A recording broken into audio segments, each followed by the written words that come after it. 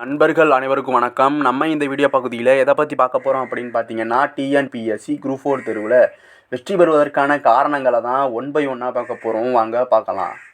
முதல்ல உங்களுக்கு வர வேண்டியது மைண்ட் கிளியாரிட்டி. நீங்கள் எந்த எக்ஸாம்ஸ்க்கு படிக்க போகிறீங்க அப்படிங்கிற ஒரு கிளியாரிட்டி உங்களுக்கு வரணும். அது எதனால் வரணும் அப்படின்னா, எக்ஸாம்ஸ்லேயே நிறைய எக்ஸாம் இருக்குது. இப்போ டிஎன்பிஎஸ்சிலேயே குரூப் 1, குரூப் 2, குரூப் 4, அப்புறம் பேங்கிங், ரயில்வே போன்ற நிறைய எக்ஸாம்ஸ் இருக்குது.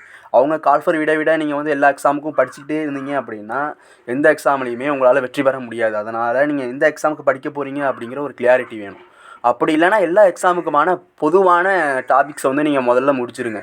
எக்ஸாம்பிளுக்கு இப்போ ஜென்ரல் நாலேஜ் தான் எல்லா எக்ஸாமுக்குமே ஒரு பொதுவான டாபிக்ஸாக இருக்கும். அதாவது ஜிகே தான் எல்லாத்துக்குமே. இப்போ குரூப் 2, குரூப் 1 போன்ற தேர்வுக்கு எல்லாமே பொதுவாக எதுவும் இருக்கும் அப்படின்னா ஜிகே சப்ஜெக்ட் தான் இருக்கும். அதனால் ஜிகே டாப்பிக்கை நீங்கள் முதல்ல படிச்சிருங்க. உங்களுக்கு முதல்ல வர வேண்டியது எந்த எக்ஸாமுக்கு படிக்க போகிறோம் அப்படிங்கிற கிளியாரிட்டி.